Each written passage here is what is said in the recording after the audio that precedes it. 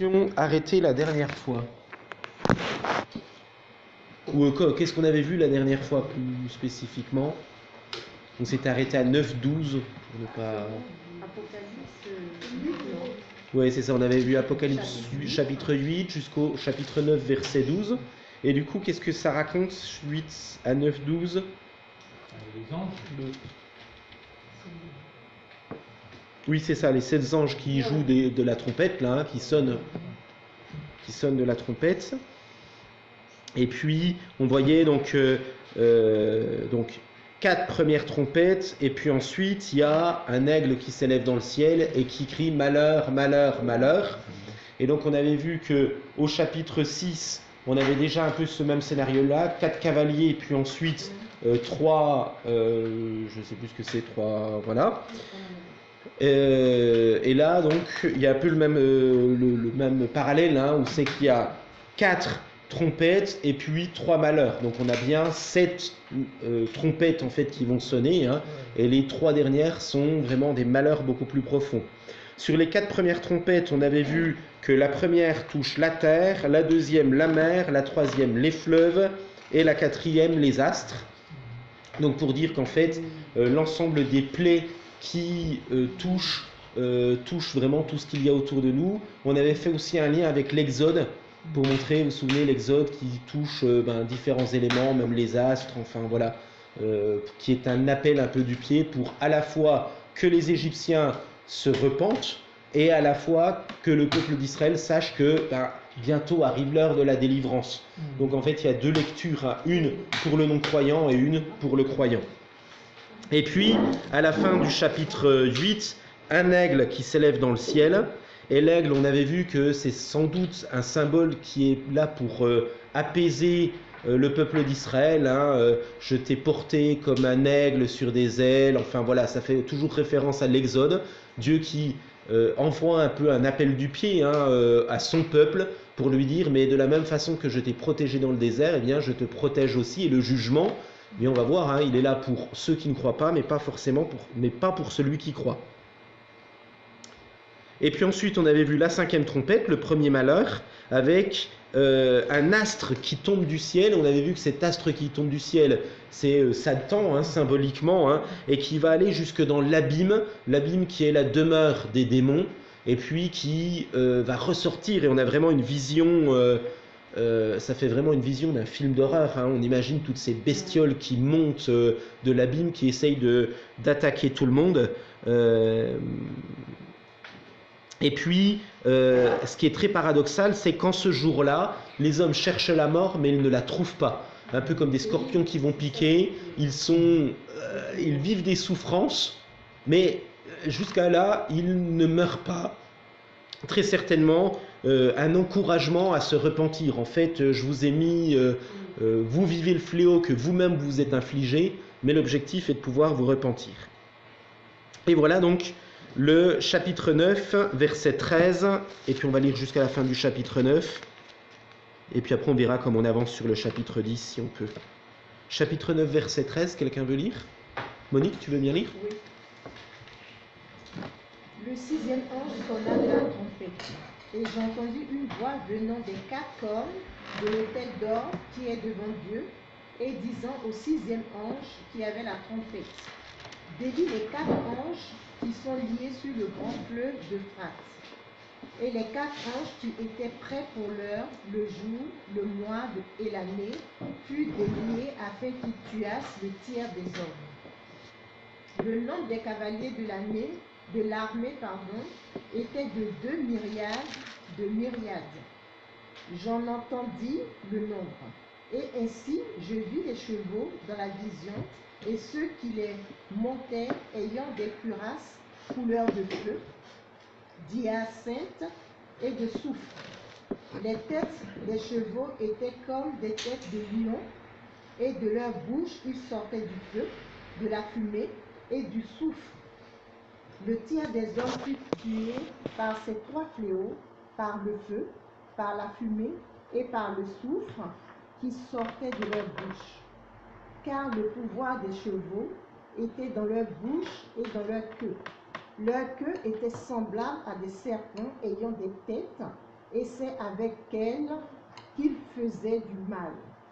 Les autres hommes qui ne furent pas tués par ces fléaux ne se repentirent pas des œuvres de leurs mains, de manière à ne point adorer les démons et les idoles d'or, d'argent, d'airain, de pierre et de bois, qui ne peuvent ni voir, ni entendre, ni marcher, et ils ne se repentirent pas de leur meurtre, ni de leur enchantement, ni de leur impudicité, ni de leur vol. Amen. Amen. C'est marrant, hein. C'est pas marrant. Et pourquoi c'est pas marrant?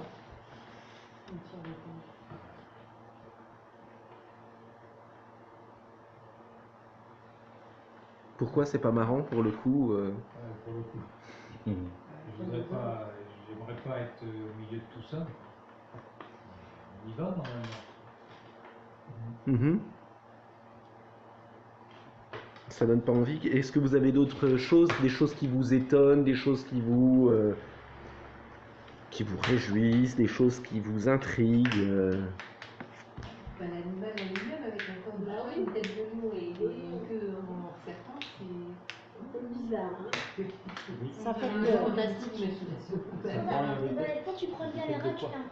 Ça fait peur en fait. je suis d'accord avec toi. En fait, c'est vraiment le propre de l'Apocalypse, c'est qu'il y a autant, il y a des textes qui nous donnent vraiment envie de vivre certaines choses. En fait, il y a des textes, en fait, on les lit, on jubile, quoi. On a vraiment envie d'être dedans. Hein. La description de la Nouvelle Jérusalem, les louanges dans Apocalypse 4 et 5, enfin voilà. Et puis, il y a d'autres trucs où, comme ça, en fait, même si on ne comprend pas tout dans une première lecture, effectivement, ça fait peur, quoi. Un tiers de la terre qui meurt, les bestioles qui ont l'air absolument affreuses, abominables, voilà. Alors, pour rappel, hein, sur la 5e trompette, on avait vraiment affaire au diable qui était envoyé sur terre, hein, très certainement en lien avec Luc, hein, vous savez, l'évangile de Luc où Jésus dit « Je voyais le diable descendre ». En fait, il n'a plus d'autorité dans le ciel. Hein. Jésus lui rappelle clairement que par sa mort et sa résurrection, le diable n'a plus d'autorité dans le ciel, mais du coup, le diable va quand même essayer de lever une armée et d'attaquer ceux qu'il peut attaquer. Je dis bien ce qu'il peut, parce qu'il ne peut pas vis-à-vis de tout le monde. Et donc la 6e, dites, hein, vous n'hésitez pas à couper hein, si vous avez des choses que vous voulez apporter. Donc le 6e ange sonna de la trompette, hein, donc on est bien à la 6e. Donc si vous vous souvenez, on va toujours un petit peu de plus en plus loin quand même dans le jugement qui est apporté. Et j'entendis alors une voix sortant des 4 cornes de l'autel d'or qui se trouve devant Dieu. Est-ce que ça vous rappelle quelque chose, un autel dans l'Apocalypse? Qu'est-ce qui s'y passe?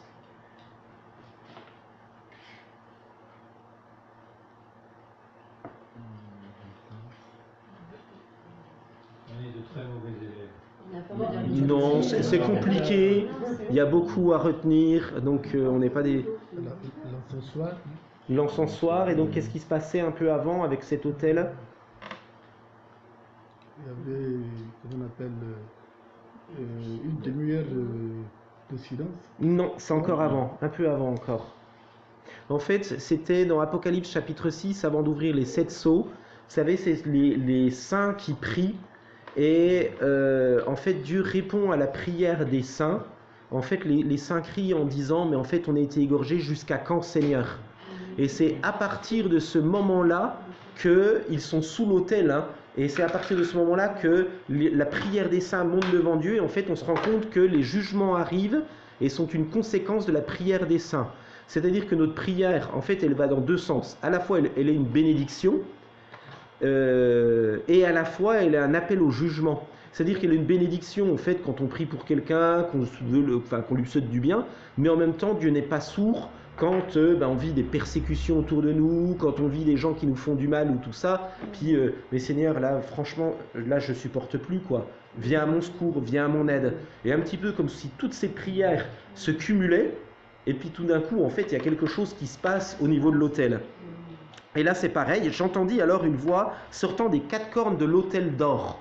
Donc l'autel d'or parce qu'il est précieux, hein, c'est l'autel des parfums, on l'avait vu un peu avant. Hein. Pourquoi l'autel des parfums? Parce qu'un peu plus haut, on voit que ce sont ceux qui apportent les parfums sont semblables aux prières des saints, un petit peu avant hein, dans l'Apocalypse.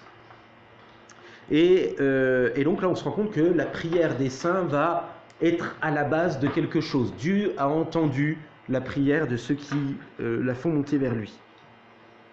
Et elle disait au 6e ange qui tenait la trompette. Donc en fait, il y a quelque chose qui se passe. En fait, Dieu n'est pas sourd. Et puis Dieu va parler à l'ange qui va exercer le jugement. Libère les 4 anges qui sont enchaînés au bord du grand fleuve l'Euphrate. Alors 4 anges, en cas on ne les connaît pas. En cas jusqu'à présent on ne les connaît pas. Je ne suis même pas sûr que plus loin dans l'Apocalypse, est-ce que ça représente les 4 points cardinaux? Est-ce que c'est les 4 anges qui retenaient la colère divine en Apocalypse chapitre 7? Oui, c'est ça. On sait pas. C'est difficile de définir. En tout cas, pour Jean, ça a l'air d'être assez clair pour lui. Et puis, qui sont enchaînés au bord du fleuve de l'Euphrate, en fait, on a l'impression qu'ils attendent quelque chose, en fait. Un peu comme si ils étaient retenus de faire quelque chose. Et alors, le grand fleuve de l'Euphrate, est-ce que ça vous parle? Est-ce que ça vous évoque quelque chose? Qu'est-ce qu'il y a au bord de l'Euphrate dans l'Ancien Testament? Babylone, c'est ça. En fait, les 2 plus grandes nations ennemies, enfin, il y en avait 3, mais les 2 plus grandes et les plus méchantes nations ennemies qu'il y a eu, le royaume d'Assyrie et le royaume de Babylone, sont des nations qui sont au bord de l'Euphrate. Donc, pour les Juifs, en fait, ça leur rappelle un peu, c'est comme si vous alliez voir un Juif aujourd'hui, que vous lui disiez, tiens, il y a le parti néo-nazi qui est au pouvoir en Allemagne. Un Juif, ça va quand même lui rappeler quand même quelques angoisses, même si eux ne l'ont pas vécu, c'est leurs grands-parents souvent qui les ont vécues, quoi.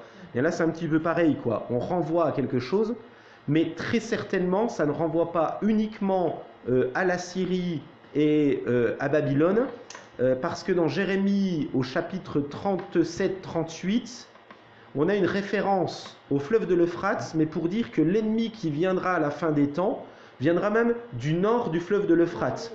Et alors, pourquoi ils disent du nord du fleuve de l'Euphrate? C'est parce qu'en fait, au bord de l'Euphrate, c'est comme eux, c'est des Sémites. Donc en fait, entre Sémites, ils se comprennent. C'est un peu comme nous, par exemple, il y a eu beaucoup moins de problèmes à intégrer des Italiens et des Espagnols en France, même si ça a été compliqué, on n'a pas été très gentil avec eux. J'ai quelques articles de presse que j'ai eu l'occasion de lire, voilà.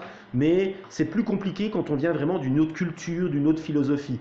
Et du coup, ça renvoie, les royaumes du Nord, en fait, c'est tout ce qui est Russie, Chine, c'est absolument pas des Sémites. Et en fait, ils sont considérés comme des Vandales. Et c'est pas par hasard que je vous donne le mot Vandale. C'est parce que la chute de l'Empire romain, elle va venir aussi de ces peuples qui sont à l'extérieur de l'Euphrate.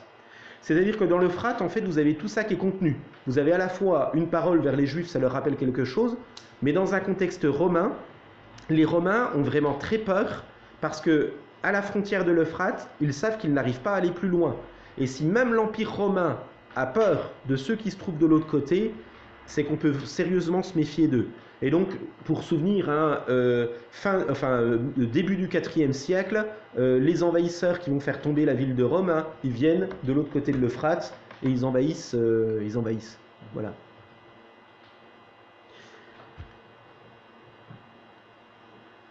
On délia donc les 4 anges tenus prêts pour cette heure, ce jour, ce mois et cette année. Alors là, ça montre clairement que là, c'est un plan divin. En fait, toujours pareil, quand il y a un pépin qui arrive, assez régulièrement, on se dit « Oh là là, où est Dieu dans tout ça ?» Mais en fait, Dieu est bien aux commandes. En fait, c'est bien lui qui décide. Et même si ces personnes qui envahissent l'Empire romain ou qui envahissent, alors là, ça va plus loin que l'Empire romain, mais toutes ces personnes qui vont venir déstabiliser l'humanité, toutes ces personnes qui vont vouloir faire du mal à l'humanité, ou plutôt toutes ces puissances, ce n'est pas que des personnes. Donc, si c'est des personnes, elles sont clairement possédées, qu'elles sont sous le régime d'une personne possédée. C'est vraiment contenu et c'est vraiment toujours dans un plan et dans un projet divin. Ça va? Vous avez des questions jusque-là? Ça va? Donc, et ils viennent pas sans objectif, hein. Leur objectif, il est où là? Tuer un tiers de l'humanité. Alors par rapport aux autres, par rapport aux sceaux, je ne sais pas si vous vous souvenez, dans les sceaux, c'est un quart de l'humanité qui périt à cause de pollution. Hein, principalement, c'est des pollutions, on peut mettre le nom qu'on veut un peu dessus, mais c'est une forme de pollution.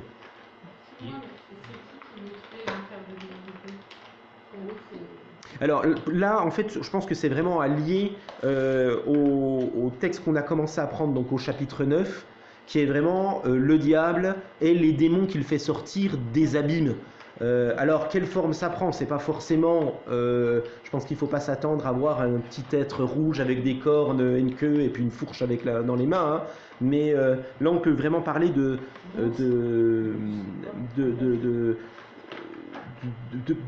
d'orientation vers le mal, que ce soit des pollutions terrestres ou que ce soit vraiment des régimes qui se mettent en place et qui sont vraiment des régimes qui ont pour but de faire du mal, même si c'est non avoué, mais c'est vraiment le but de faire du mal à l'humanité. Est-ce qu'il y a une certaine chronologie là, ou bien pas vraiment... Alors, mon interprétation, moi je n'y vois pas de chronologie. Alors, peut-être entre les différents sceaux, à l'intérieur, en fait, entre les sceaux et les trompettes, pour moi, en fait, c'est des parallèles. Par contre, entre le sceau 1, le sceau 2, le sceau 3, le sceau 4, très certainement, il y a une chronologie. Donc, plus on avance et plus on s'enfonce dans quelque chose de mal. Par contre, je pense que sceau plus trompette sont vraiment des parallèles, avec la différence, donc, c'était que les sceaux apportent un regard en prenant en compte de façon avouée que les chrétiens sont protégés, alors que là, en fait, les trompettes ne s'intéressent pas aux chrétiens, elles s'intéressent vraiment à l'humanité, ce que l'Apocalypse appelle le reste des, enfin les hommes, pas le reste des hommes, mais les hommes ou l'humanité, pour parler de tous ceux qui ne sont pas croyants. Ça va? C'est parce qu'il y a eu un tiers des habitants qui ont été éliminés. Et puis là, on parle de... Bon, c'était 25%. C'était 25%, oui. 25%, et là, on parle d'un tiers.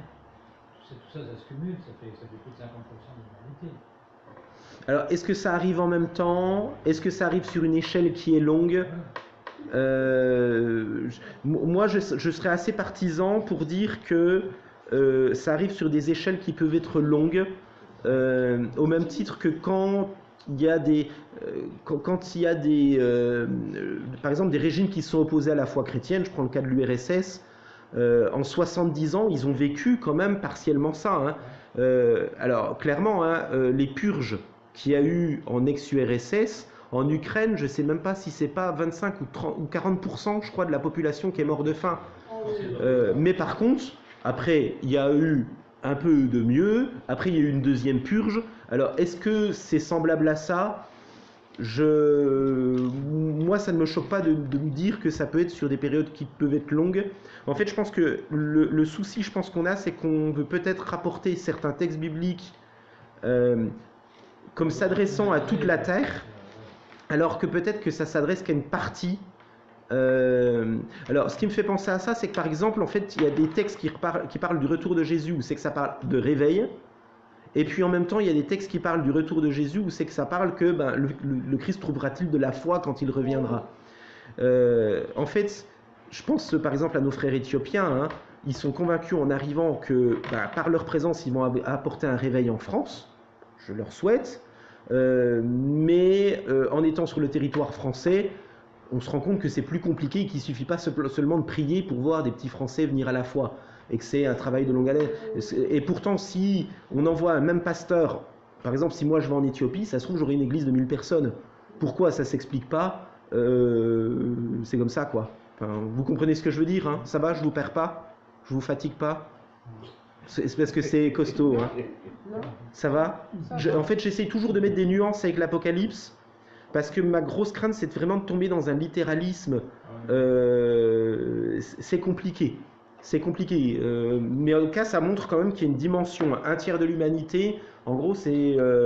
du coup, si c'est vraiment une zone géographique, en l'occurrence, qui est frappée là, Par exemple, quand il y a un raz-de-marée, c'est ce qui arrive. Hein. Oui, mais c'est un tiers quand même de l'humanité. À l'époque, il y avait peut-être moins de monde, mais là, quand on parle de l'humanité, c'est quoi? Ça fait 2 milliards d'habitants. Bah oui, 3 milliards, c'est tout le monde. Ça fait 2 milliards, 2 milliards et demi, ouais. c'est énorme. Non, mais tout à fait. Non, mais tout à fait. Alors là, le but, c'est vraiment de montrer qu'on n'a pas affaire à un jeu. Alors clairement, je renvoie à ça parce que pour moi, là, ça parle d'être spirituel. Warning, il y en a qui s'amusent avec tout ce qui est spiritualité. Moi, j'ai quelqu'un comme ça qui est proche de moi, qui a grandi dans la foi, qui s'en est éloigné, qui s'amuse un peu avec tout ce qui est médium, machin, truc bidule. Warning, franchement, il y a des liens qui se créent. C'est puissant. Et là, on va voir. Hein. Mais en fait, les gens pensent qu'ils peuvent s'amuser avec ces choses-là. Mais on l'avait vu un peu avant hein, sur la 5e plaie. Mais en fait, on ne s'amuse pas avec quoi. En fait, on pense, mais au même titre que le diable pense qu'en fait, il domine. Mais en fait, il est un pantin dans le plan de Dieu, quoi. Et je pense qu'en fait, on devient un pantin quand on rentre en lien avec ces choses-là. Et puis, donc voilà, donc il vient pour détruire un tiers de l'humanité. Ils étaient 200 millions de cavaliers. C'était leur nombre tel que je l'entendis. Alors, en fait, enfin, je ne sais pas si on peut dire forcément qu'il y a 200 millions de puissance, voilà, je ne sais pas. Par contre, je pense que le but, clairement, est de dire que là, on a vraiment affaire à une puissance qui est surdimensionnée. 200 millions à l'époque de l'apôtre Jean, il n'y a aucune armée qui peut lever 200 millions de personnes. Aujourd'hui, au XXIe siècle, je pense qu'il n'y aurait peut-être qu'une puissance, ça serait la Chine, mais encore sous la contrainte. Voilà. En faisant des choses qui ne sont pas forcément cachères. Mais même là, même la Chine n'a pas 200 millions de personnes sous la main, quoi. Donc, bon, voilà, ça montre vraiment... on a vraiment affaire à une puissance, elle est invincible. Hein. En fait, 200 millions, ça veut dire que c'est invincible. Donc, je pense qu'il faut vraiment retenir, en fait, c'est qu'on a vraiment affaire à des puissances qui sont invincibles. Il y a quelque chose, non ? Non, j'étais partie en Chine, mais ça y est, je suis avec vous. D'accord. C'est 1,3 milliard de personnes en Chine. Voilà, c'est ça. Donc c'est un sixième, un septième de la population chinoise actuelle. Qui sera bientôt déplacé par là.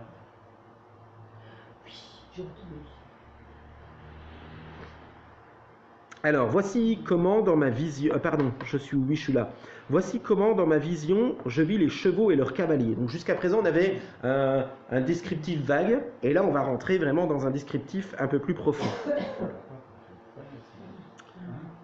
Alors, je vis les chevaux et leurs cavaliers, ils portaient des cuirasses, donc des cuirasses, tout ça pour montrer que c'est invincible. Hein. Si même les chevaux et les cavaliers ont des cuirasses, en fait, on n'a pas affaire à une petite armée, c'est des professionnels, c'est des gars qui sont...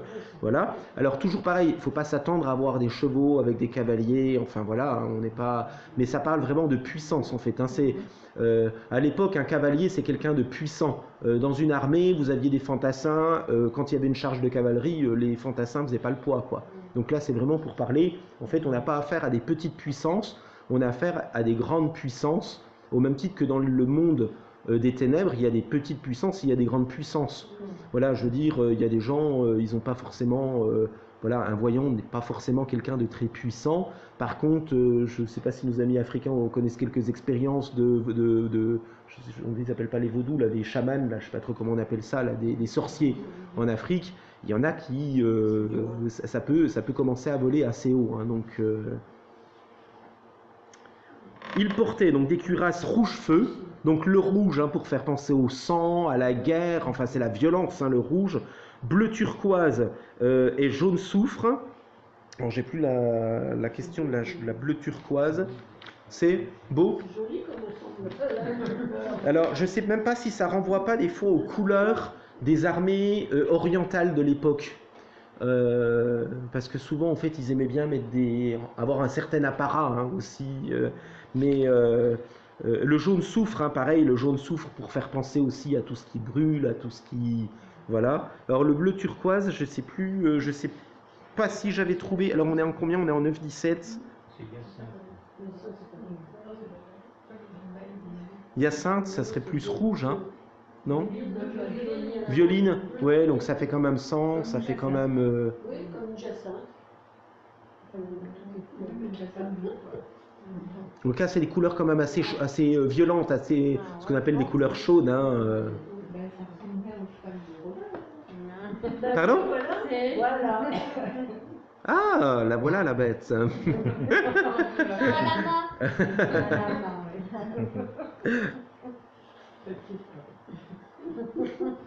Elle est bien gentille, t'en fais pas. Alors, les têtes des chevaux rappelaient celles des lions. Donc tout ça, en fait, les lions, parce que quand un lion il ouvre sa gueule, on rigole pas, quoi. Voilà, Spoutnik, c'est mon petit chat, il est gentil, mais quand ça fait 300 ou 400 kilos de plus, on s'y frotte pas, quoi. Et leur gueule crachait du feu. Leur gueule crachait du feu, de la fumée et du soufre. Donc ça fait vraiment penser, hein, la fumée, le feu, le soufre, en fait c'est ce qu'il y a de plus terrible, alors que ça renvoie à Sodome et à Gomorrhe, qui est quand même une dimension de jugement. Le feu est lié au jugement, hein, dans l'Ancien Testament. Quand quelqu'un a subi ça, en fait c'est... Et puis, comme je disais la dernière fois, pour ceux le feu, ça ravage une ville. Ravager une ville, ça ravage une identité. Je prenais le cas de Amiens. Amiens est une ville récente. Hormis Saint-Leu, en fait, on est allé se promener l'autre coup à Saint-Leu. Saint-Leu, on prend vraiment l'atmosphère de ce qu'était la ville avant 1940. Donc on se rend compte... Tu le vois beau, hein, Saint-Leu. Il y a 50 ans, c'était pas ça. Oui, non, mais on est d'accord, hein, c'était plus miséreux et compagnie. Mais on se rend compte, On voilà... n'avait pas le droit d'aller dans ces quartiers-là. Ouais. Mais bon, voilà, en fait, bon, c'était les cabotants, c'était... Voilà, on se rend compte qu'il y a quand même une identité française ancienne, enfin bon, voilà... Alors que quand on va au centre-ville, bon, on se rend compte que, en fait, on est sur une nouvelle ville. J'imagine pas à ce que pouvait ressembler. Et donc, en fait, le feu, ça rase une identité, ça détruit tout. On repart à zéro, hein, quand il y a eu le feu qui est là. Hein. C'est...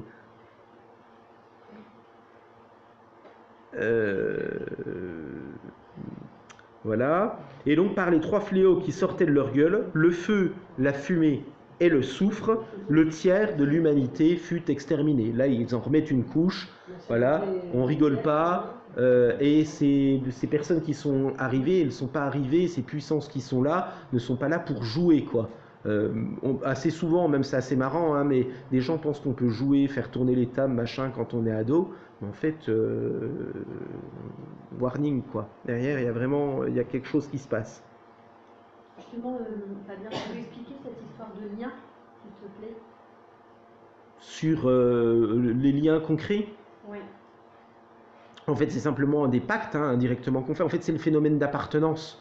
En fait, il y a la question d'appartenance. Donc, soit on appartient à Jésus-Christ, la question, vous savez, du saut sur les 144 000 personnes qui montrent que l'on a le Saint-Esprit et donc que les puissances mauvaises n'ont pas de capacité sur nous. J'ai une personne dans ma famille un jour qui voulait faire de la voyance et qui voulait m'interroger sur moi. La voyante a dit, mais en fait, je ne vois rien, donc c'est que tout va bien pour lui. En fait, elle n'avait pas accès, elle n'avait pas le droit de voir ce qui se passait chez moi. Mon frère, ma soeur, je pense qu'ils ont dû en prendre pour leur grade, voilà, pour savoir un peu ce qui allait se passer. Elle n'avait pas cette autorité. Après, la question des liens qui sont créés, c'est toujours en lien avec ce qui est notre partie spirituelle, hein, mais c'est vraiment des liens qui... en fait, on donne accès, on donne une autorité à des êtres spirituels. Donc, en sachant que de fait, on appartient à des êtres spirituels. Soit on appartient à Jésus et on est sous sa protection, soit on appartient à des êtres spirituels. Par exemple, j'ai eu le cas dernièrement de devoir prier dans un cas de délivrance d'une personne. Alors c'est ce qu'on appelle les mangeurs d'âmes, hein, en Afrique. Son oncle faisait des voyages pour aller essayer de manger l'âme d'une de ses nièces. En fait, l'oncle était un politicien en Afrique, machin, truc bidule. Tout le monde, enfin aucune personne dans la famille n'avait réussi à avoir des études ni quoi que ce soit, sauf la personne en question. Et le politicien se trouvait un politicien déchu, et il savait qu'en faisant appel aux sorciers, aux esprits et tout ça, et donc il faisait des voyages pour aller attaquer cette personne et pouvoir prendre un peu... Alors, dans la logique de ces personnes-là, c'est ce qu'on appelle de la mana, c'est de l'énergie dans leur langage. Hein. Je ne partage pas cette vision-là, je pense que c'est une vision qui n'est pas juste bibliquement, mais le but en fait c'est de prendre la notoriété de cette jeune fille pour revivre une nouvelle vie en réclamer une puissance. Et donc derrière ça s'est traduit même par la mort un mort très proche, je n'irai pas plus loin parce que je protège aussi, mais une mort assez proche. Et cette personne qui était par exemple, elle entendait chaque instant, le jour, la nuit, les chants de mort qu'il y a en Afrique. Il y avait vraiment... et donc là, on brise, on ne permet pas de donner l'autorité. Et donc rappeler en disant à cette personne, mais il faut maintenant que tu donnes ton cœur à Jésus et que tu appartiens à Jésus. Et c'était assez marrant de venir la semaine d'après et de voir la personne qui n'était plus en dépression, qui commençait à revivre, qui commençait à se réjouir, voilà quoi. Mais bon voilà, donc il y a vraiment ces phénomènes. Partiellement, je pense, et même là par exemple, je pense que dans des cas-là, il peut y avoir même des morts. Hein, voilà. J'espère pas vous perdre sur ces choses-là, hein, mais... Alors je sais que souvent les Occidentaux regardent avec des yeux tout ronds quand on raconte ça. Chez les Africains en général, on sait que ça peut exister. En fait, ça dépend peut-être aussi des ethnies. Moi, mais ce que je sais, c'est que c'est pas parce que les parents, la génération passée a connu ça que aujourd'hui je serais par exemple concernée. Je sais pas si vous voyez. Je suis d'accord avec toi. À partir du moment où tu as dit oui à Jésus-Christ, mais clairement. Moi je prends les choses comme ça. Hein. Mais clairement. Où tu as dit oui à Jésus-Christ, le reste ne t'appartient plus. Voilà.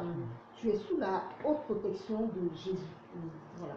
Sinon, c'est vrai. Moi ici, la Picardie, je ne connais pas beaucoup, mais quand je suis arrivée, on m'a dit que c'était une ville vraiment où on faisait la magie noire. Donc j'invente rien.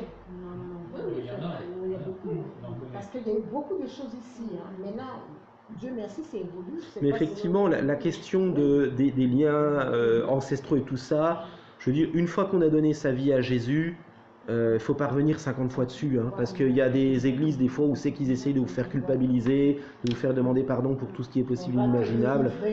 T'appartiens à Jésus. Puis je vais dire, si un jour le Seigneur a un truc à me montrer, il ne se privera pas de me le montrer. Et j'ai pas besoin d'avoir quelqu'un qui me dise... Ça va Alors, par ces trois fléaux qui sortaient de leur gueule, le feu, la fumée, le soufre, le tiers de l'humanité fut exterminé, voilà.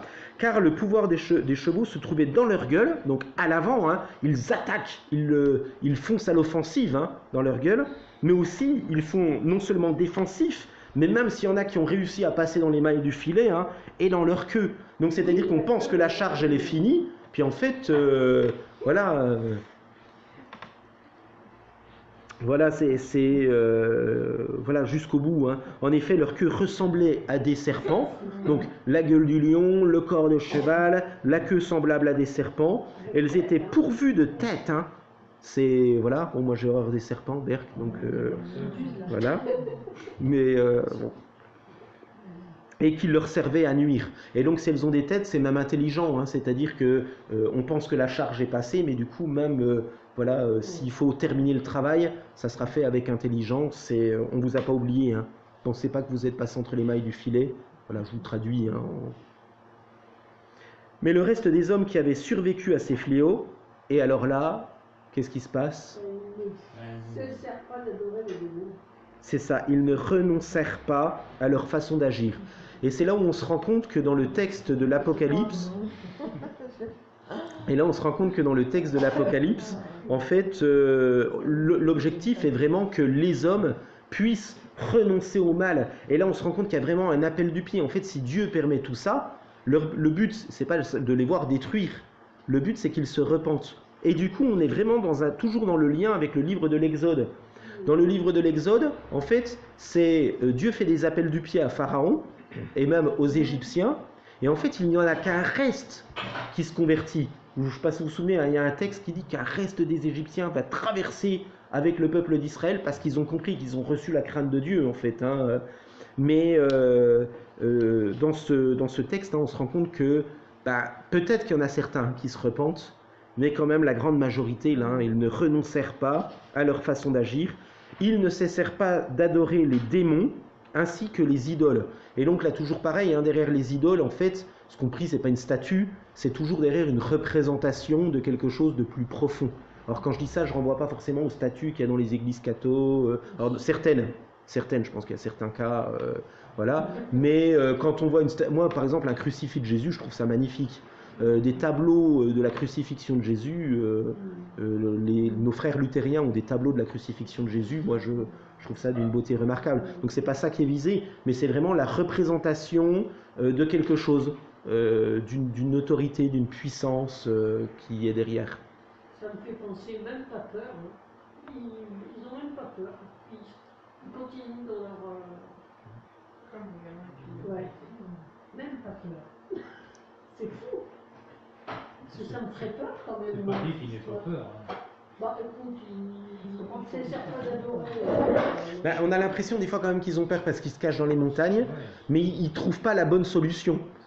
Jusqu'au bout, en fait, ils continuent avec un orgueil. Alors, c'est complexe hein, cette question, mais en tout cas, il y a une dose d'orgueil. Et puis toujours, en fait, bon voilà, effectivement, ils ne recherchent pas Dieu. Et alors donc, c'est assez intéressant, même dans leurs idoles sont présentées de façon décrescendo. Elles sont d'or, d'argent, de bronze, de pierre, de bois, et bien qu'elles soient incapables de voir, d'entendre et de bouger. Et en fait, c'est un peu pour dire, en fait, ça renvoie un peu à la statue de Daniel.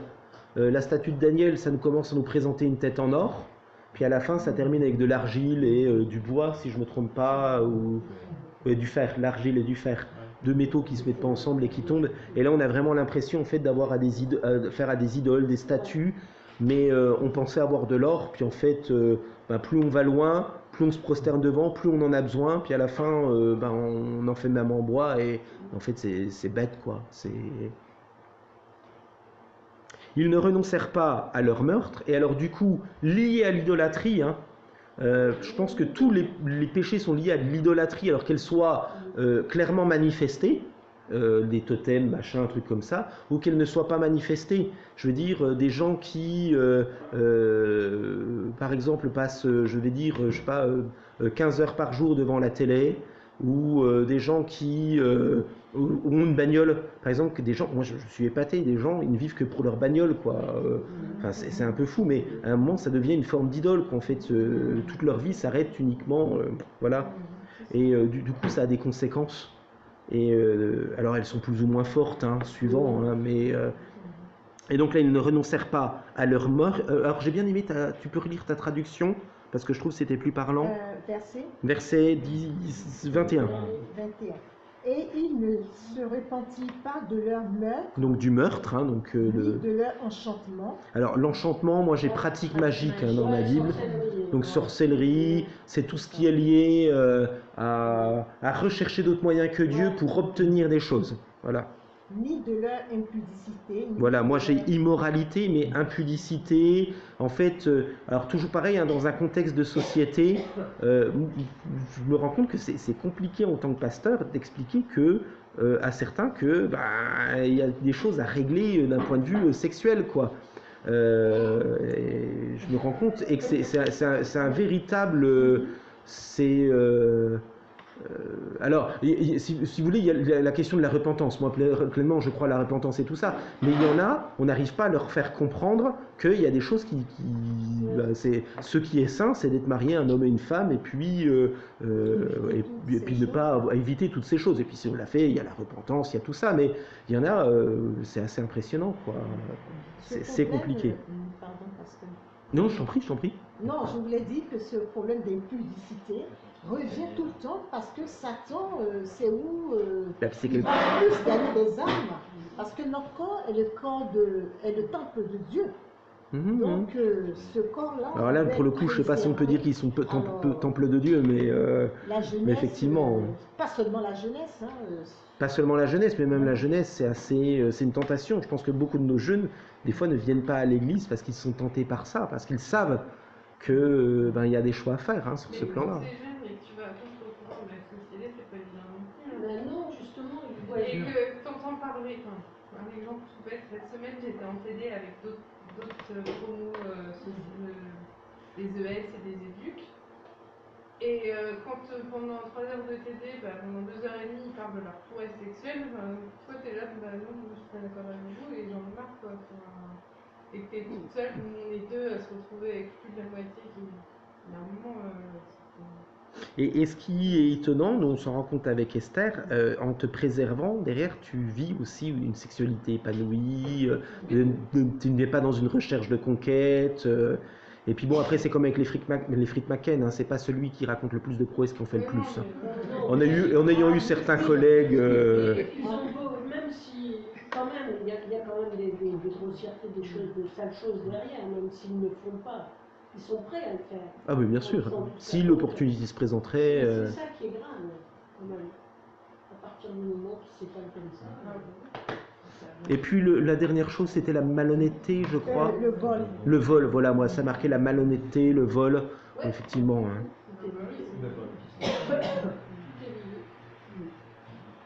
On se fait le chapitre 10 ? Alors, est-ce que vous avez des questions déjà sur ce qu'on a vu ? Oui. Bien sûr, il y en a. Moi, j'ai des questions. C'est vrai que quand on voit tout ça, on dit tout ça, ça fait peur. Mais derrière tout ça, c'est que, je dirais, c'est pas une... J'accuse pas mon Dieu, mais c'est parce qu'il permet aussi qu'on puisse tuer ces personnes-là, non? Que les personnes, qu'il ait tué des personnes. Alors, je pense que de toute façon, c'est... Parce que si Dieu ne permet pas quelque chose... Alors, c'est eux qui sont victimes, enfin, qui sont coupables de leur propre mise à mort. Je pense qu'en fait, il faut pas... Voilà, effectivement, je pense que... des fois, c'est même par exemple un slogan de non-chrétien, mais de dire en gros que si les gens sont malheureux, c'est de la faute de Dieu. Alors qu'en fait, c'est eux-mêmes qui se mettent dedans. Par exemple, ça démarre par cette prière. Ce sont les saints qui prient en disant mais jusqu'à quand parce qu'ils ont voulu témoigner, parce qu'ils ont voulu être présents dans la société. Par exemple, quand ils discutent avec Marion, puis que Marion dit bah non, moi je ne fais pas ces choses-là. Ils entendent quand même un témoignage. Et s'il y avait de l'intérêt, ils pourraient aller la voir en disant mais qu'est-ce qui t'amène à être différent, Alors quand je dis ça, je ne suis pas dans une dimension de jugement ou quoi que ce soit. C'est pas à nous de juger. Et toujours pareil, tous ces trucs-là, faut pas les utiliser en disant justement. Alors on va le voir au chapitre 10. C'est pas pour dire en fait que c'est à nous de faire le jugement. Nous, on est simplement porte-parole. Et derrière, c'est Dieu qui, en réponse aux prières du jusqu'à quand. Et c'est lui qui choisit qui doit partir ou pas, et ça ne nous appartient pas, effectivement. Tu avais d'autres questions du coup? D'autres choses? Non, c'est bon. D'autres choses sur le chapitre 9? Si on pouvait le supprimer, ce chapitre 9. Alors, tu n'en seras pas atteint. Alors on va le voir, chapitre 10 encore, mais ça avait déjà été rappelé auparavant. Il y a vraiment une protection qui avait été mise, vous vous souvenez, au chapitre 7, 8. Où c'est qu'il y avait vraiment une protection qui était mise. Quelqu'un veut lire le chapitre 10? Je vis un autre ange puissant qui descendait du ciel, enveloppé d'épée, au-dessus de sa tête était l'arc-en-ciel, et son visage était comme le soleil, et ses pieds comme des colonnes de feu. Il tenait dans sa main un petit livre vert. Il posa son pied droit sur la mer, et son pied gauche sur la terre. Et il cria d'une voix forte comme rugit un lion. Quand il cria, les 7 tonnerres firent entendre leur voix. Et quand les sept tonnerres eurent fait entendre leur voix, j'allais écrire, et j'entendis du ciel une voix qui disait « Celle ce qu'ont dit les 7 tonnerres, et ne les fit pas. » Et l'ange, que je voyais debout sur la mer et sur la terre, leva sa main droite vers le ciel, et jura par celui qui vit au ciel, au siècle des siècles, qui a créé le ciel et les choses qui y sont, la terre et les choses qui y sont, la mer et les choses qui y sont, qu'il n'y aurait plus de temps. Mais qu'au jour de la voix du 7e ange, quand il sonnerait la trompette, le mystère de Dieu s'accomplirait, comme il l'a annoncé à ses serviteurs et les prophètes. Et la voix que j'avais entendue du ciel me parla de nouveau et dit, va, prends le petit livre ouvert dans la main de l'ange qui se tient debout sur la mer et sur la terre. Et j'allai vers l'ange en lui disant de me donner le petit livre. Et il me dit, prends-le et avale-le, il sera aimé à tes entrailles, amer à tes entrailles, mais dans ta bouche sera doux comme du miel. Je pris le petit livre de la main de l'ange et je l'avalai. Il fut dans ma bouche doux comme du miel, et quand je l'eus avalé, mes entrailles furent remplies d'amertume. Puis on me dit, il faut que tu prophétises de nouveau sur beaucoup de peuples, de nations, de langues et de rois. Merci. C'est déjà mieux, tu dis? C'est ça? On garde celui-là. On garde celui-là dans la nouvelle version, la version Farelli.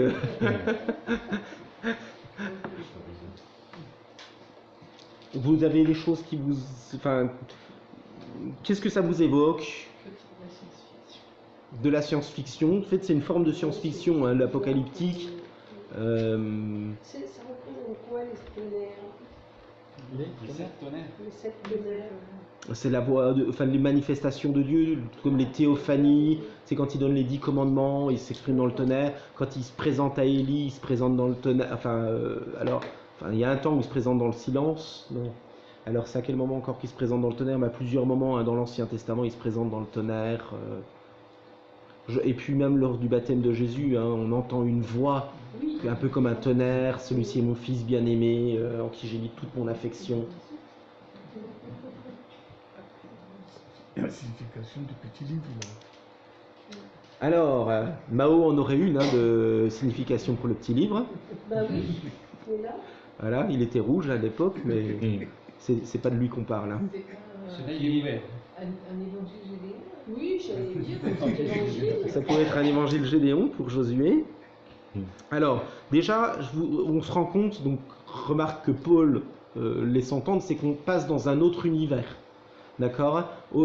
Pour rappel, donc on avait eu les 6 premiers sceaux, et au milieu, on avait eu le chapitre 7, qui était un peu comme une bulle dans laquelle on venait se réconforter un petit peu avant de passer au 7e sceau. Et là, c'est pareil, on a eu les 6 premières trompettes, et d'un coup, là, on rentre dans une bulle, du chapitre 10, verset 1, jusqu'au chapitre 11, verset 13, si je ne me trompe pas. Oui, c'est ça, jusqu'au chapitre 11, verset 13. Et là, on va voir un visage un peu plus... On va s'intéresser à ce qui se passe auprès des chrétiens. Parce que ce petit livre n'a rien à voir avec les sceaux. Partiellement, si. Ça en fait partie. Ça en fait partie.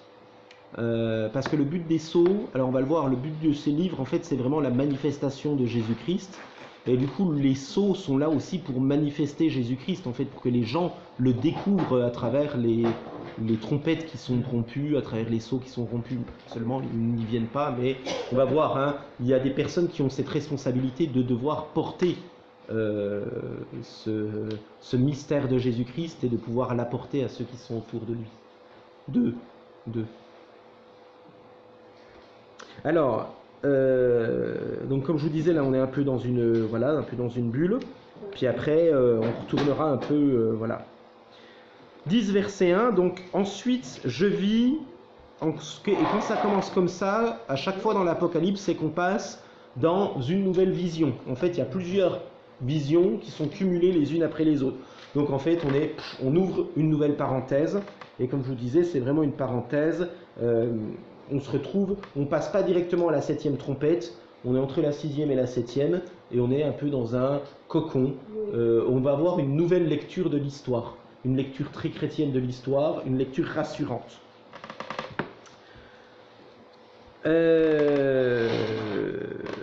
Ensuite, je vis un autre ange puissant descendre du ciel.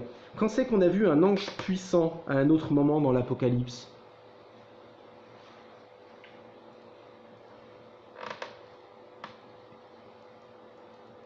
Parce qu'en fait, on voit beaucoup d'anges dans l'Apocalypse, mais il n'y en a qu'un seul qui est appelé puissant. C'est dans Apocalypse chapitre 1, dans la description de Jésus. en chapitre 1, versets 14 à 16. Hein. Qui est d'ouvrir le livre. Alors c'est au chapitre 5, le digne d'ouvrir le livre. Chapitre 1, c'est la présentation du Christ qui est à la fois immolé et ressuscité. 10, 14, 16, j'ai essayé de retrouver.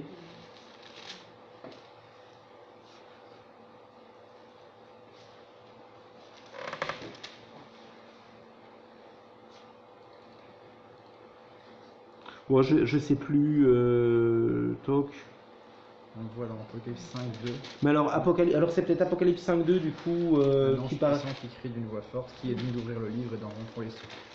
D'accord. Ouais. Enfin bon voilà, en tout cas on a en tout cas quand on parle d'un ange puissant, en tout cas ça renvoie à Jésus. Alors Jésus n'est pas un ange, hein, il est au-dessus d'un ange, mais on est dans un langage métaphorique hein, dans le cadre de l'Apocalypse. Et puis alors la présentation qu'il en est faite, par contre, effectivement, elle renvoie clairement à chapitre 1, versets 14 à 16. Hein. Alors, sa tête et ses cheveux étaient blancs comme de la laine blanche, lui comme la neige, ses yeux étaient comme une flamme ardente, ses pieds étincelaient comme du bronze incandescent au sortir du creuset, donc ça renvoie aux nuées, hein, au feu, hein. Sa voix retentissait comme celle des grandes eaux, dans sa main droite il tenait 7 étoiles, dans sa bouche sortait une épée aiguisée à double tranchant, son visage était éblouissant comme le soleil quand il brille dans tout son éclat, et là du coup on va voir vraiment tout ça. Donc il est enveloppé d'une nuée, alors il descend du ciel, donc lui il est encore dans le ciel, hein.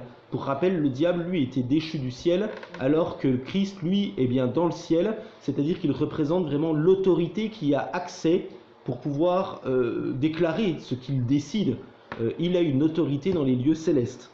Il est l'autorité des lieux célestes. Il est enveloppé d'une nuée. La nuée, ça rappelle la gloire de l'Éternel, qui s'était manifestée pour libérer le peuple d'Égypte. Donc en fait, c'est vraiment un appel du pied à tous ces chrétiens qui attendent impatiemment le Christ qui revient, mais en fait pour dire mais en fait je vous conduis dès maintenant, il y a une nuée devant vous, vous avez la gloire de l'Éternel qui prend soin de vous. Et puis bon, la nuée, voilà, à chaque fois qu'il y a des théophanies, à chaque fois qu'il y a ça, il y a toutes ces nuées qui sont autour des montagnes, toutes ces choses-là, on est vraiment un arc-en-ciel auréolé, l'arc-en-ciel qui est le signe de l'alliance. Auréoler sa tête, hein, voilà, c'est... Son visage rayonnait comme le soleil. Alors, on a eu déjà ce texte d'Apocalypse chapitre 1, mais vous avez plein d'autres textes. Vous avez dans Daniel, hein, si je ne me trompe pas, il le présente aussi comme rayonnant, comme le soleil. Moïse qui redescend sur la montagne, qui est rayonnant comme le soleil. C'est vraiment un langage où, quand il y a la... Je ne sais pas, sur le mont de la transfiguration, à un moment, il ne voit pas Moïse et Élie qui sont resplendissants, hein, si je ne me trompe pas. Donc ça renvoie vraiment aux êtres célestes. Hein. Là, on a vraiment affaire à l'être céleste par excellence. Ses jambes ressemblaient à des colonnes de feu. Les colonnes de feu, toujours pareil. Là, en journée, c'est une nuée. La nuit, c'est des colonnes de feu qui veillent sur Israël et qui conduit Israël, qui le protègent. Et au même titre, la colonne de feu, c'est la colonne de feu qui se met entre les Égyptiens et le peuple d'Israël. C'est une véritable protection. Là, on n'est pas sur le feu de ces espèces de dragons qu'on avait auparavant. Hein. Là, on est vraiment sur un feu protecteur, un feu maîtrisé. Ce feu, il n'est pas partout. Il est vraiment représenté, c'est le Christ qui canalise tout ça. Dans sa main, il tenait un petit livre ouvert. Et alors là, du coup, effectivement, ça nous interpelle. Qu'est-ce que c'est que ce livre-là? Qu'est-ce qu'il y a bien décrit là-dedans? Il posa son pied droit sur la mer et le pied gauche sur la terre. Et c'est vraiment l'univers qui est présenté, quoi, le ciel, la terre. Alors du coup, qu'est-ce que ça représente? Le monde entier, quoi. C'est ça? Ouais. Et du coup, ça représente quoi? Parce que donc ça représente le monde entier, mais du coup, qu'est-ce qui fait le Christ sur le monde entier, là, quand on le voit comme ça? Il domine. En fait, c'est vraiment ça. En fait, vous imaginez, en fait, les Romains ont des planisphères. Hein. Ils ont des planisphères avec la Méditerranée, le monde connu de l'époque, ça va jusqu'à l'Inde, ça s'arrête en Bretagne, enfin bon, voilà, quoi. Ça va jusqu'en Rhénanie, donc l'Allemagne, enfin bon, voilà, ils ont là. Et donc en fait c'est le Christ qui vient, en fait qui est vraiment le roi du planisphère, quoi, le roi de la terre tout entière.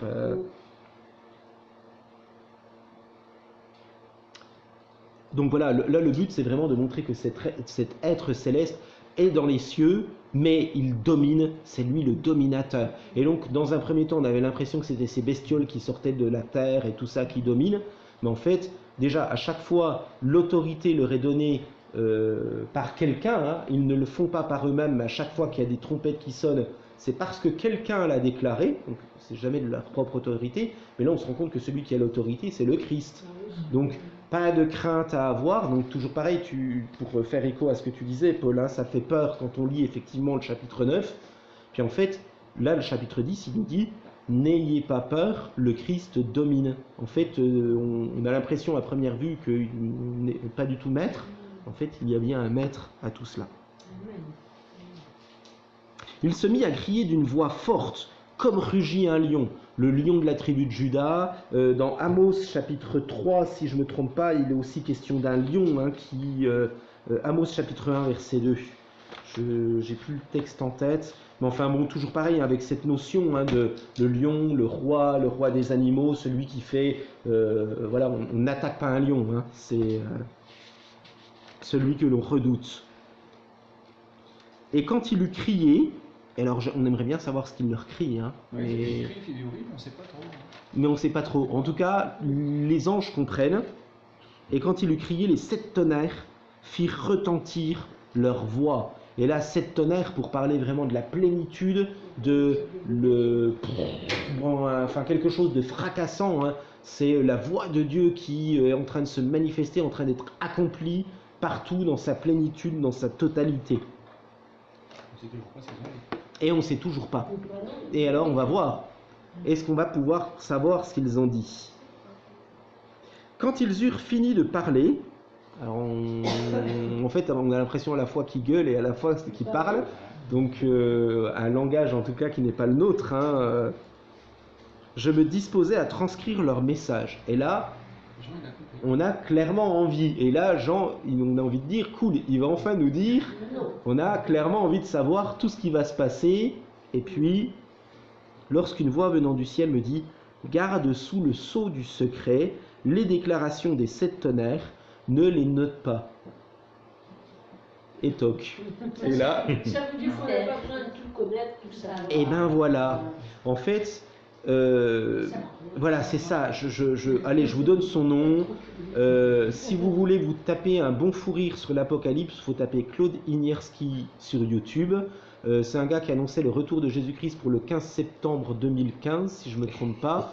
Le 16 septembre 2015, je lui ai envoyé un message en lui demandant s'il était bien parti dans les airs. C'était très ironique. Voilà, et puis j'étais pas le seul à l'avoir fait, mais bon voilà, donc il y a des mecs loufoques, et encore aujourd'hui, toutes les 2-3 semaines il sort des vidéos et il est encore convaincu que le Seigneur va revenir, et donc il n'arrête pas d'annoncer ouais, alors sauf que lui il a vraiment des trucs hyper chelous, quoi, mais enfin bon voilà, quoi. Je vous le dis parce qu'il est tellement peu crédible que bon voilà, mais le gros problème de cet homme là, c'est qu'il pense qu'il peut découvrir ce qui n'est pas écrit, quoi. Là le texte est très clair, il y a des choses, ça ne nous appartient pas. Quand est-ce que le 6e, le 7e sceau, ça ne m'appartient pas. Comment il se manifeste, ça ne m'appartient pas. Une chose est sûre, c'est que quand on le vit, quand on le voit, je pense qu'on le comprend, parce que c'est là que ça se déroule et qu'on comprend ce mystère divin. Mais attention, attention toujours pareil avec le livre de l'Apocalypse. Autour de l'an 1000, il y a eu des trucs de fous dans l'église catholique, parce qu'il n'y avait qu'une seule église, hein, à l'époque, voilà.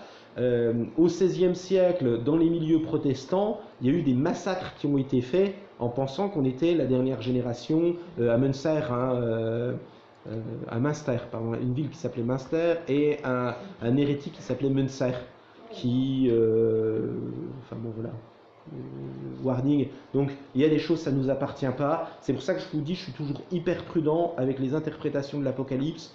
C'est toujours facile de le traduire comme si on était au XXIe siècle. Dans les années 90, j'ai entendu des tas de trucs sur l'URSS et compagnie. Peanuts, je veux dire, tout ce qu'on a dit, c'est tombé à l'eau, c'était idiot, c'était stupide. Attention, voilà, attention. Et Jean, lui, il a lu. Alors Jean, par contre, lui, a vu. Il a eu le droit. C'est tout. Alors Jean, lui, l'a vu, il a eu un privilège particulier, en tout cas. Mais il n'a pas eu le droit de le révéler, en tout cas. Et c'est Jean, donc pour le coup, hein, c'est pas... Je regarde, ça va, on va terminer, je pense, assez rapidement. Alors, l'ange que j'avais vu debout sur la mer et sur la terre, leva la main droite vers le ciel et jura solennellement par celui qui vit éternellement et qui a créé le ciel et tout ce qui s'y trouve, la terre et tout ce qui s'y trouve, la mer et tout ce qui s'y trouve. Alors juste sur le qui a créé le ciel et tout ce qui s'y trouve, la mer et tout ce qui s'y trouve, la terre et tout ce qui est, voilà, c'est clairement pour montrer que c'est lui qui domine, d'accord? C'est lui qui les a fait, et c'est lui, s'il les a fait, qu'il est tout à fait capable de dire ce qui doit arriver sur ces éléments, et c'est lui qui les maintiendra jusqu'au bout. En fait, voilà, c'est lui le garant, le gardien, c'est lui qui domine toutes ces choses. Et puis, sur l'ange que j'avais vu debout sur la mer, sur la terre, et là on va comprendre un peu plus qui est cet ange, hein, toujours pareil, il y a un parallèle avec un autre livre de la Bible. Vous voyez avec quel livre c'est qu'il y a un ange qui lève les deux mains vers le ciel? Daniel. Dans le livre de Daniel. Et dans le livre de Daniel, c'est le Fils de l'homme, parce que Jésus va s'approprier ce titre, hein, c'est Jésus, et lever les deux mains, c'est vraiment pour prêter serment, et pour dire en fait, je suis en train de dire quelque chose qui va être fait avec une différence. Hein, c'est que dans le livre de Daniel, on va voir, il donne encore un délai. Donc en fait, il prête un serment, mais en disant ces choses vont arriver. Et puis là, pour le coup, il dit désormais, il n'y aura plus de délai. Et en fait, on se rend compte que, voilà. Alors, dans un contexte de persécution chrétienne, il faut remettre dans le contexte, quand on est persécuté, moi quand j'étais jeune converti, j'étais un peu trop zélé. J'ai dû apprendre à mettre un peu d'eau dans mon vin, mais j'avais des collègues du coup qui étaient un peu méchants et tout ça. Et des fois, je me disais, mais pourquoi du coup moi je serais pas méchant quoi? Et donc on peut franchement imaginer, et merci Seigneur, il m'a aidé à tenir ferme, hein, voilà, la suite de l'histoire vous l'avez, voilà, merci Seigneur, hein, mais on peut tout à fait imaginer des chrétiens qui sont persécutés, qui se disent mais est-ce que ça vaut le coup de continuer à tenir ferme, parce que tu nous dis que tu viens, mais et là, du coup pour des personnes qui se disent mais est-ce que ça vaut le coup de tenir bon, mais désormais il n'y aura plus de délai. Et en fait, je rigole pas, je reviens là les gars, je reviens, accrochez-vous. Oui, vous avez peut-être des fois envie de baisser les bras, vous avez peut-être envie de lâcher le morceau, mais en fait il n'y a plus de délai, je viens, j'arrive là. Et du coup, ce qui est assez intéressant, c'est que ce livre, très certainement, effectivement, on peut le lier avec le mystère de Dieu ou la révélation de Jésus-Christ. En fait, ce qui nous intéresse, c'est pas tant de savoir comment cela va se passer. La chose qui nous intéresse, du coup, c'est vraiment de savoir qui est Jésus-Christ. Et en fait, si on a compris qui est Jésus-Christ, en fait, on a compris l'histoire. Enfin, vous comprenez ce que je veux dire? En fait, l'histoire, en fait, ce qui est important dans l'histoire, c'est pas qu'est-ce qui se passera dans 20 ans, ce qui se passera dans 50 ans. En fait, le livre de la révélation de Jésus-Christ, en fait, il n'est pas là pour nous dire qu'est-ce qui va se passer dans 50 ans ou qu'est-ce qui s'est passé il y a 100 ans en arrière. En fait, c'est plus un appel à l'ordre en disant tu as compris l'histoire, si tu as compris que celui qui domine toute chose, eh bien, c'est Jésus qui, lui, est celui qui a créé le ciel, la terre et la mer et tout ce qui s'y trouve, quoi. Hein, Ça va? Vous comprenez ce que je veux dire? Ouais. Donc, du coup, en fait, oui, le petit livre, on aura envie de savoir ce qu'il y a dedans, mais en fait, le petit livre, il nous dit simplement un truc, c'est attache-toi à Jésus-Christ, et puis, peu importe ce qu'il y a autour de toi, toi, tu es préservé, tu le connais, et si tu le connais, tu es sous une protection. Voilà, désormais, il n'y aura plus de délai. Au jour où retentira la trompette du 7e ange, tout le plan secret de Dieu s'accomplira comme il l'a annoncé à ses serviteurs, les prophètes. Vous savez, ça me fait penser à ces bonbons, là, quand on tire le truc, on attend, ça se déroule, ça... Et hop, et ça tombe d'un coup, là, et il va y avoir quelque chose. Vous avez des questions, là, jusqu'à maintenant? Ça va? De nouveau, La voix que j'avais entendue venant du ciel m'adressa la parole. Va, me dit-elle, prends le livre ouvert. Donc le livre ouvert, donc le livre qu'on peut décrire quand même si on ne le lit pas, on peut en tout cas discerner au moins certaines choses dedans. Hein. Alors je suis au verset 8. Prends le livre ouvert dans la main de l'ange qui se tient debout sur la mer et sur la terre. Donc là, ça intéresse l'apôtre Jean, et l'apôtre Jean, il est sur terre, et donc il y a un intérêt pour ceux qui sont sur terre à discerner, à essayer de comprendre quelle est cette révélation, cette manifestation de Jésus-Christ. Donc qu'est-ce que ce livre ouvert? Qu'est-ce que c'est? Donc le but, en fait, c'est pour ça qu'on vient à l'étude biblique, hein, découvrir Jésus-Christ. Je veux dire, le but, c'est pas de s'en foutre plein la tête, c'est juste de, est-ce que quand je ressortirai de cette étude biblique, est-ce que j'ai plus confiance en Jésus, ou est-ce que je repars, puis que est-ce que ça m'a juste apporté plein de trucs dans la tête qui ne seront pas très utiles. Je m'approchai donc de l'ange en le priant de me remettre le petit livre. Et il va lui dire quelque chose. Tiens, me dit-il, il te remplira l'estomac d'amertume, mais dans ta bouche, il sera doux comme le miel. Est-ce que ça vous fait penser à quelque chose? Oui. Ouais, la parole du Seigneur qui est douce comme le miel. Et pourquoi elle fait de l'amertume du coup? Parce que Parce qu'elle révèle certaines choses qu'on ne peut pas voir, mais que des fois, il faut apprendre à comprendre. pour nous et pour les autres, effectivement, tu voulais... Moi, je peux comparer ça par rapport à Ézéchiel. Génial, je l'attendais. Parce que on va voir la même chose. Ici, par exemple, Ézéchiel 2, le verset 9. C'est ça. 9 à... Attends, oui. 9, et aussi, si on lit 3, 2, 3. Parce que je peux... Ma Bible, il me dit, fils de l'homme, je t'envoie vers les Israélites, vers cette foule de rebelles qui se sont révoltés contre moi. Jusqu'à ce jour, eux et leurs ancêtres, ils se sont soulevés contre moi. Donc c'est chapitre 2 et chapitre 3. Non, je vais donner les versets. C'est chapitre 2, le verset 8 à 9. C'est ça. Si tu l'as en français, vas-y. Je le lis. Et toi, fils d'homme, écoute ce que je te dis. Ne sois pas toi-même rebelle comme cette communauté rebelle. Ouvre ta bouche et mange ce que je te donne. Je regardais, et voici une main tendue vers moi, et qui tenait un livre en forme de rouleau. Donc voilà. Et il le déroula devant moi, il était écrit à l'intérieur, c'était des plaintes, des lamentations, des cris de malheur. Et puis il va le manger, effectivement, à un moment, il va dire... Au chapitre 3. Voilà, c'est ça. Verset 3. Voilà, je le mangeai donc, dans ma bouche, il fut doux comme le miel. Puis il ajouta, et puis à un moment, on va voir qu'il est amer, hein, un petit peu plus loin, effectivement.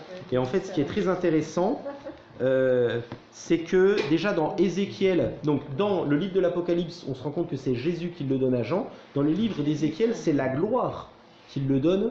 Donc Jésus est bien, cet ange c'est bien Jésus, hein, c'est la gloire qu'il donne. Et puis dans Ézéchiel, on se rend compte qu'il a reçu une première vocation.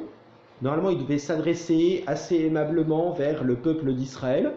Le peuple d'Israël ne l'écoute pas. Et au chapitre 2, il reçoit de nouveau une mission, mais cette fois, il va porter son nom. Ézéchiel, ça veut dire ma force est en Dieu ou endurci par Dieu. En fait, Razak, c'est ce qui est fort, c'est ce qui est...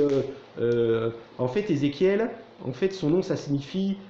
c'est un cabochard pour Dieu, quoi. C'est un... il faut qu'il... Ma force est en Dieu, mais c'est... à un moment, il va le dire, Ézéchiel, hein, j'ai endurci ton front pour tenir tête face au peuple rebelle. Et en fait, Jean, dans le chapitre 10, on peut très certainement penser que jusqu'à présent, il a eu une première vocation où il s'est adressé majoritairement aux chrétiens. Et donc, le but, c'était vraiment de dire aux chrétiens, mais tenez ferme, tout va bien se passer. Et là, on se rend compte que l'apôtre Jean, dans c'est un peu une deuxième vocation, où cette fois, il s'adresse plus seulement aux chrétiens, mais il s'adresse aux non-chrétiens, pour dire, mais cette parole, elle est bonne. En fait, j'ai envie de la manger, mais quand je vais la porter à tous ceux qui ne veulent pas l'entendre, elle est vraiment quelque chose d'amer. Et Ézéchiel, il va en baver hein, toute sa vie. Hein. Les gens vont lui en faire voir de toutes les couleurs parce qu'ils vont lui faire dire que tout ce qu'il dit, c'est des malédictions, donc que ça vient pas de Dieu, blablabla. Blablabla. Mais Jean, c'est exactement pareil. Tous les gens qui vous disent « Ah, mais si vous étiez des vrais croyants, vous devriez pas, machin, un truc bidule. » Mais alors qu'en fait, il y a un texte, le texte de l'écriture ne va pas dans mon sens. Il m'appelle à me réformer. Et du coup, en fait, Jean rentre vraiment dans la même mission qu'Ézéchiel. Et par extension, on va le voir, hein, avec la suite au chapitre 11, c'est pas fait pour parler qu'à Jean, c'est fait pour parler à tous ceux qui s'inscriront dans la même lignée que l'apôtre Jean. Et donc nous aussi, notre parole, effectivement, elle est douce. Et effectivement, moi, souvent même c'est génial de voir les gens se convertir. Là, les 2-3 premiers mois, ils arrivent, c'est tout juste s'ils sautent pas en rentrant dans l'église. Puis au bout d'un moment, au bout de 3 mois, le Seigneur il commence à pointer du doigt sur 2-3 trucs qui sont à nettoyer. Là, il y a le côté amer hein, de cette marche pour l'évangile. Mais au même titre, il y a le côté amer quand on marche pour le Seigneur et puis qu'on dit des choses aux gens qui sont autour, puis que les gens commencent à vous faire la tête parce que, moi j'ai plusieurs exemples. Une collègue de Esther, quand elle était à Troyes, qui, quand elle a su que Esther fréquentait un pasteur, donc qui était dans une situation d'immoralité sexuelle, machin, qui d'un coup s'est mis à lui faire la tronche, alors qu'elle s'entendait bien avec auparavant et tout. Et enfin voilà, ce message amer, est-ce que vous vivez certaines fois quand les gens commencent à voir votre couleur voilà. Et donc dans ma bouche, voilà, mon estomac fut rempli d'amertume. Alors on me dit, tu dois encore prophétiser. Prophétiser, ça ne veut pas dire simplement des gens qui parlent en langue puis qui vous disent voilà des choses. Ça c'est une partie de la prophétie. Mais prophétiser, c'est annoncer au monde ce qui est attendu de la part de Dieu. Et donc ça se fait quand vous saluez votre collègue, quand vous l'aimez, quand vous aimez vos ennemis, quand voilà. Ça c'est des prophéties. En fait, vous dites ce que le monde de demain sera lorsque le Christ régnera de façon visible. En fait, on rend visible le royaume du Christ ici-bas. C'est ça la prophétie, et qui se manifeste aussi par un charisme. Moi je vous encourage, s'il y a des gens qui sont prophètes autour de vous, tout ça, que c'est réellement les prophéties et que le prophète est réellement avéré, parce que warning aussi là-dedans, il y a des voilà, mais c'est aussi un charisme que le Seigneur a donné. Mais là tu dois encore prophétiser concernant beaucoup de peuples, et donc en fait parce qu'il a mangé ce petit livre, effectivement maintenant il va porter. Tu vas prophétiser concernant beaucoup de peuples, de nations, de langues et de rois. En fait, là, tu vas commencer à dire des choses qui ne sont pas intéressantes, qui sont importantes à dire, mais c'est pas dans ton intérêt de les dire, quoi. En fait, mais pourtant, il faut que tu les dises. Ça va ? Je me suis assez clair dans ce que je dis ? J'essaye, Et alors, juste pour donner une amorce sur le chapitre 11, on va pas le voir, on s'arrête là. Mais au chapitre 11, on va voir que il y a d'autres personnes qui s'inscrivent dans la même vocation que Jean, et que on va voir un peu qui sont ces deux personnes, mais je pense que c'est plus que des personnes, il me semble que c'est carrément des groupes, et que on doit se sentir un petit peu concerné. Ça va, ça vous va ? Des interrogations ? Qu'est-ce que ça évoque chez vous, ce que je viens de dire ?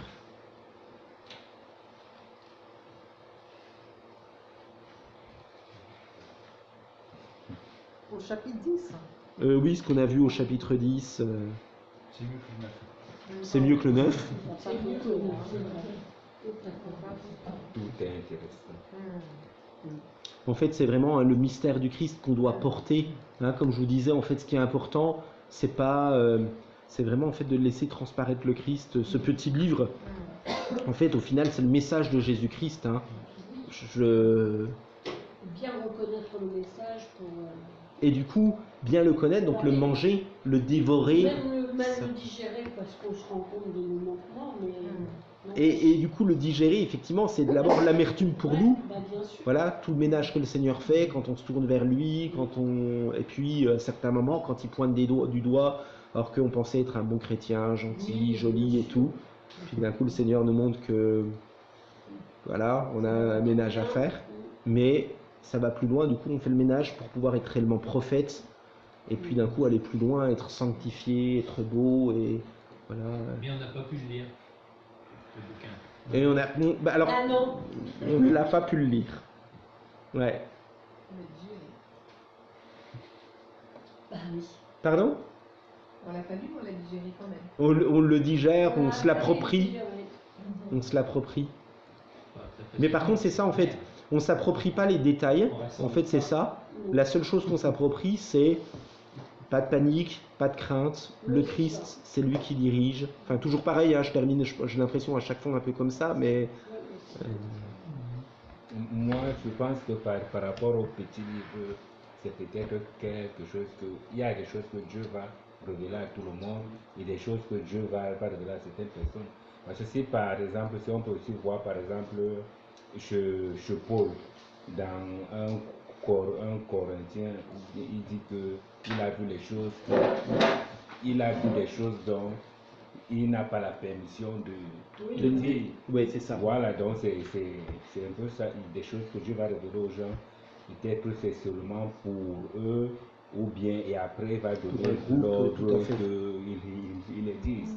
Donc pour moi, c'est au-delà juste de pouvoir connaître Dieu. Mais il y a parfois les choses que Dieu peut révéler pour que les choses puissent bien se passer. Tout à fait. Alors là, on touche au domaine de la prophétie. Je pense que l'Église, dans son essence, est prophétique. Donc nous sommes tous des petits prophètes.